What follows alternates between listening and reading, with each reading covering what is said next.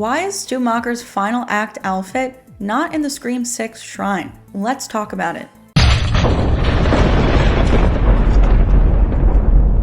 Certain rules.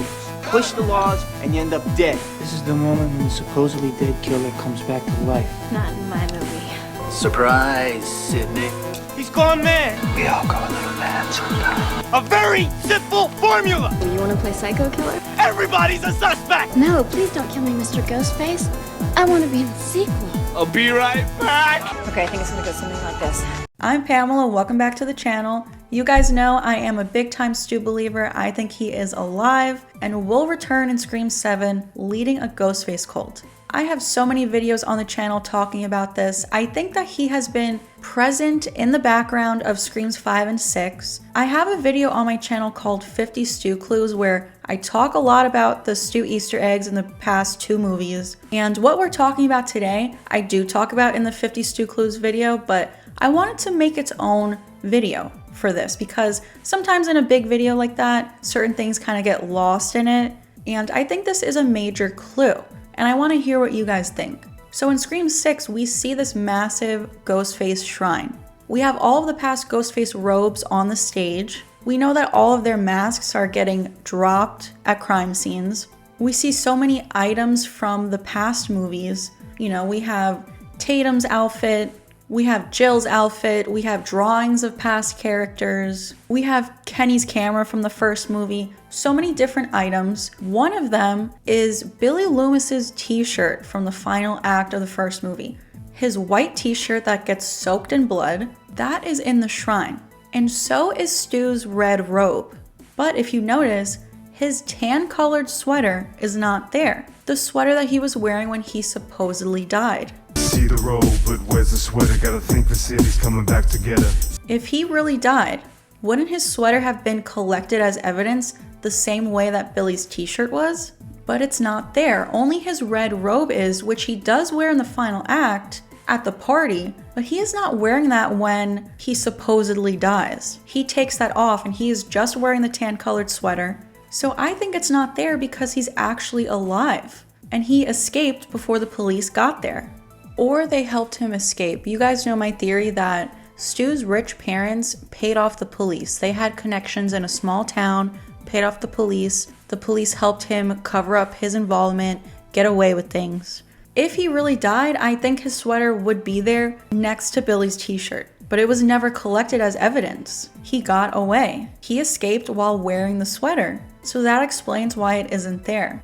Also, just in case there are a few people who think that the sweater is there, that is the color of the mannequin. The mannequin is tan colored. His sweater was covered in blood.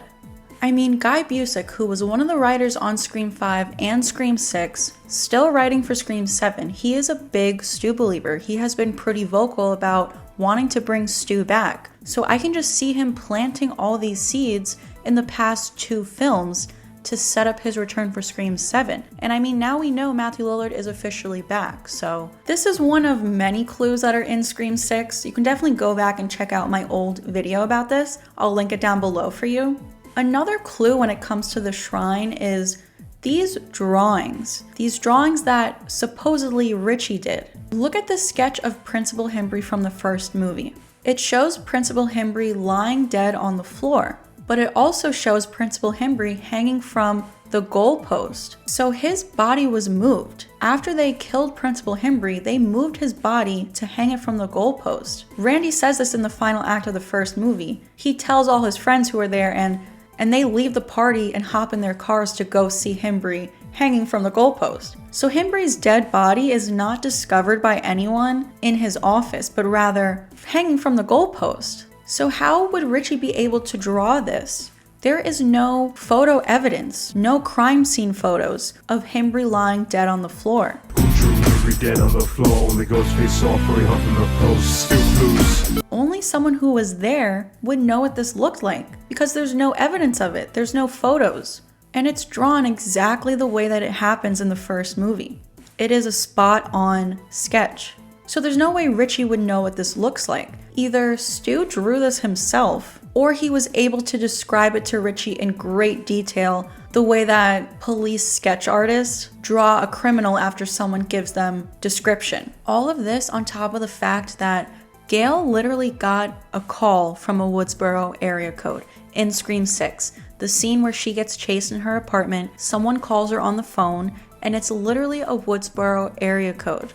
Who called GALE when she was at home? It came from a Woodsboro area code. So yeah, the Stu clues are there, you just gotta pay attention to the movies. But what are your thoughts? What do you make of Stu's sweater not being in the shrine? Leave a comment down below and let me know what you think. Give this video a like if you enjoyed it, subscribe to the channel if you're new here, hit that notification bell so you don't miss out on future Scream theories like this one. Please also go follow me over on TikTok, Twitter, and Instagram, and I will be right back.